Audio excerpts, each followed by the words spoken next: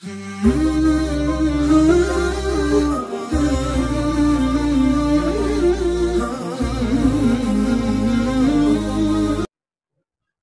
نے اس امت کی مثال، یعنی امت سے مراد امت مسلمہ ہے،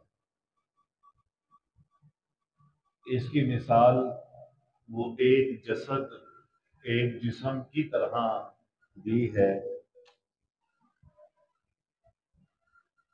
المسلم للمسلم کا جسد واحد، مسلمان تو مسلمان کے لیے وہ ایک جسم کی طرح ہے۔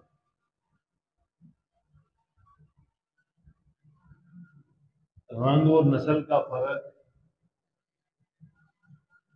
زبانوں کا فرق، کہ ان فرقوں کی وجہ سے مسلمان کی جو مثال دی گئی ہے وہ مثال باوجود ان فرقوں کے وہ مثال باقی رہے۔ لہذا صرف پاکستان میں بولی جانے والی زبانیں امت مسلمہ کی، وہ پنجابی ہو، سرائکی ہو، اردو ہو، پشتو ہو، سندھی ہو، بلوچی ہو،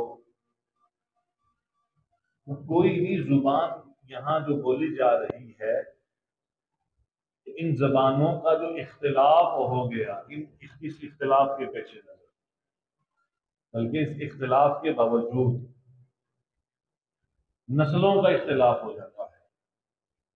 کوئی اعلیٰ نسل سے تعلق رکھتا ہے، کوئی ادنا نسل سے تعلق رکھتا ہے، کوئی متوسط نسل سے تعلق رکھتا ہے۔ میں پاکستان کی مثال دے رہا ہوں، اور اگر آپ پوری دنیا کے اندر مسلمانوں کو دیکھیں تو عرب ہوں یا عجم، وہ افریقہ کے رہنے والے ہوں یا بر اعظم ایشیا کے، اس کا تعلق کسی بھی زبان سے ہو اور ان کا تعلق کسی بھی رنگ سے یا کسی بھی نسل سے ہو، ہر حال میں یہ تمام مسلمان وہ ایک جسم کی طرح ہیں۔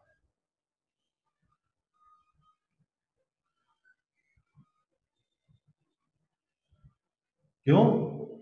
کہ رسول اللہ صلی اللہ علیہ وسلم نے فرما دیا کہ مسلمان تو مسلمان کے لیے جسم کی طرح، مسلمانوں کی مثال تو ایک جسم کی ہے۔ پھر آگے اس کو واضح بھی فرما رہے ہیں، مسلمان وہ آپس میں ایک جسم کی طرح ہیں، اگر اس کی آنکھ میں تکلیف ہو تو پورا جسم بے چین ہوتا ہے، اور اگر اس کے سر میں تکلیف ہو تو اس سر کے تکلیف کی وجہ سے پورا جسم بے چین ہوتا ہے۔ یہ مثالیں کیوں دی جا رہی ہیں؟ صرف اس واسطے کہ مسلمان اپنے فرض منصبی کو سمجھ لے، اپنے فرض منصبی کو سمجھ لے۔